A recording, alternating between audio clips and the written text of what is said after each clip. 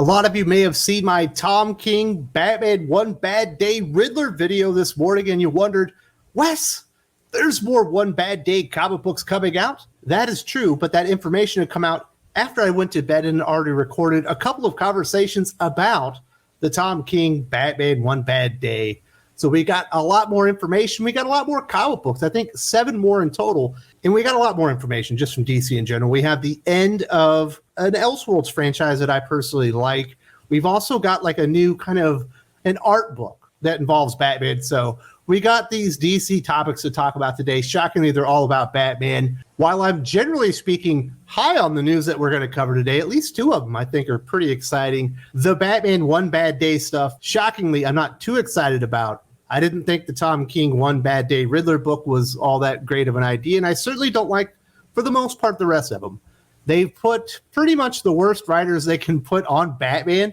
I think it's DC's, mantra to just water down and make Batman as uncool as possible by putting the most lame-ass creators they can get their hands on. I imagine they come at a pretty decent prices, and they're really cheap. They do spring for the art. There's some pretty good artists in here, but for the most part, there aren't a whole lot of standout writers, so I think this is going to suck. Obviously, it is an homage, if you must, to Alan Moore's The Killing Joke, which we already had homage from Jeff Johns and Jason Fabok. I don't see any of these books topping that, but I think DC is definitely sending a message loud and clear. They don't really give a fuck what their customers think. Oh, you think Tom Taylor can't really write good stories? You're getting more Tom Taylor. Oh, you think G. Willow Wilson wasn't good and you stopped reading her Wonder Woman book? We're giving you more G. Willow Wilson. Oh, you thought Gerry Duggan on X-Men sucked? We're bringing Gerry Duggan over for his first DC work that I know of. The news regarding DC and their standards, as far as who they allow to work with their key characters, gets more depressing by the week. And not shockingly, I haven't been all that high on DC Comics lately. Let's get into all these creators and the books that are going to come out in the release schedule that we have, because it's only going to run about, over half a year, 2/3 of a year, because I think it's 8 months. First up in the Batman One Bad Day series is in August, Batman One Bad Day, The Riddler by Tom King and Mitch Gerrits. I already talked about that in full. That's followed by September's Batman One Bad Day Two-Face by Mariko Tamaki and Javier Fernandez. In October, we get Batman One Bad Day, The Penguin by John Ridley and Giuseppe Camuncoli. Following that is Batman One Bad Day, Mr. Freeze by Gerry Duggan and Matteo Scalera. In December, we get G. Willow Wilson and Jamie McKelvey for Batman One Bad Day, Catwoman. In January of 2023, we get Batman One Bad Day, Bane, Joshua Williamson and Howard Porter. And then in February, we get Jackson Lanzig, Collin Kelley, and Zermatico for Batman One Bad Day, Clayface. And finally, in March, we get Tom Taylor and Ivan Reis with a Batman One Bad Day, Ra's al Ghul story. When you think of that list, how many good writers are in there? Like real good writers at DC Comics?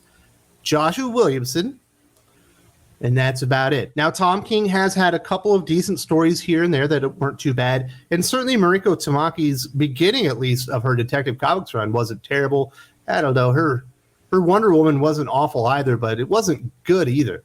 So really, you just have a bunch of crap just piling on top of Batman. They've already overexposed a character, and now they're exposing themselves and their editorial staff at just how bad they are at judging talent and realizing who's hot in comic books. Apparently, they will take all of Marvel Comics leftovers these days. They're stealing all their stupid ideas, and now they're stealing all their shitty writers. Jackson Lanzig, Collin Kelley, G. Willow Wilson, Gerry Duggan, Mariko Tamaki. DC Comics might not have outsold Marvel because Marvel was producing like 40% more comics per month than DC were, but pound for pound, DC was knocking the absolute shit out of Marvel Comics until about 18 months ago. Future State was essentially the beginning of the end of any standard of excellence or quality associated with DC Comics. In my opinion, I think they're lower than Marvel Comics right now as far as standards with writing. And that is not a compliment. That is absolutely me telling DC Comics to their face, you are dropping the ball spectacularly. Now, they have done some good things. One of them would be the DCeased series from Tom Taylor. Not a big fan of Tom Taylor on ongoing series. His stuff at Marvel is terrible. Stuff at DC is terrible, but when he does Elseworld stuff like Injustice, which is whatever, DCeased is much better. We are getting an end to the DCeased universe, which we were kind of promised not too long ago. Tom Taylor and Trevor Hairsines' DC Zombie Saga reaches its grand finale with DCeased War of the Undead Gods, a new monthly limited series set to launch later this year. The first issue of War of the Undead Gods is set to hit comic shops on Tuesday, August 9th. The series will run for a total of 8 issues, which would put its conclusion around March of 2023. DC's release information says, from the original DCeased to DCeased Dead Planet, DCeased Unkillables to DCeased Hope at World's End, acclaimed writer Tom Taylor and artist Trevor Hairsines turn the DCU upside down, combining horror, heroism, and hope in the face of Armageddon. Taylor and Hairsine reunite for the last chapter in the fan-favorite franchise DCeased War of the Undead Gods. I'll be honest, I really like DCeased, and I think DCeased Dead Planet is pretty good as well. I'm not as high on Unkillables, and I didn't read the DC digital stuff for the most part. I kind of skipped it. He was able to do some fun stuff. Yeah, it's a zombie comic, and it's certainly got a lot of that, but what really separates it and really what makes DCeased memorable are all the character moments. You get really good deaths. They're really impactful. You get these awesome moments between Bruce Wayne and Damian Wayne, between Clark Kent and John Kent, as they're ascending up to take over the mantles of their fathers. Obviously, pretty much all the heroes are dead at this point. Spoilers. And they've been replaced with kind of newer, younger heroes, which is something DC Comics is really trying to do in their mainline continuity, but are completely unsuccessful with. In DCeased, they do it pretty well because the storyline makes sense. The reason that the character is taking over the mantle actually makes sense. They can never do it in continuity because they're not willing to kill off Bruce Wayne. They're not willing to kill off Clark Kent. They're not willing to kill off Diana Prince, but they want to elevate other people into their mantles. It never really works, except for a case of like a DCeased or maybe an Injustice, something like that. The other thing that it's really got going for it are the homage covers to old school horror flicks, which I've always thought were really good. They're handled really well.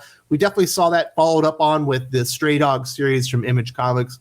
But DCeased did it better and did it first, in my opinion. So I hate to see it go, but I'm kind of excited to read the end. I like that there's actually an end in sight. We don't normally get real endings in comic book universes. It felt like the DCeased universe was its own cool little corner at DC, and I'm glad to see that there's going to be a true ending. This is what the solicitation reads. What began as a battle for Earth has become a war for the galaxy. The emergence of a reborn undead Darkseid in DCeased Dead Planet sets the stage for the most devastating conflict yet for Batman, Superman, and Wonder Woman.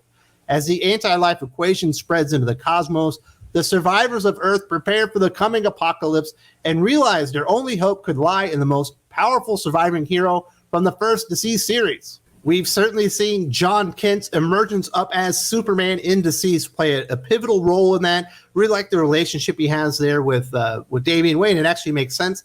That's why it feels so off in continuity, because they don't handle the relationship right. But it's done well here, and it sounds like John Kent as Superman is going to play a very key pivotal role within DCeased. I don't always like Tom Taylor, but when he does things right, you have to admit it, and I have to give him his credit, because DCeased has been really cool. I'll definitely be checking that one out. Now, this last story coming out of DC Comics, if you are a Lee Bermejo fan, you're going to like this. Me personally, I don't always like the photorealistic art.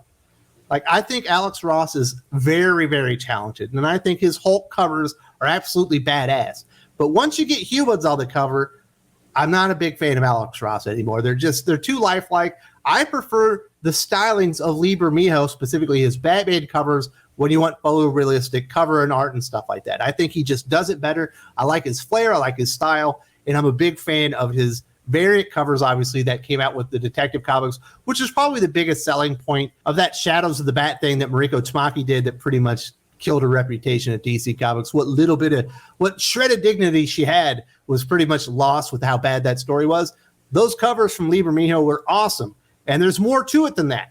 Lee Bermejo's many variant covers for Detective Comics, produced from 2020 to 2022, will soon be compiled together alongside original prose to form the graphic novella Batman Dear Detective. The combination of Bermejo's evocative, ultra-realistic images with letters written to Batman is designed to evoke a noir feel, said Bermejo.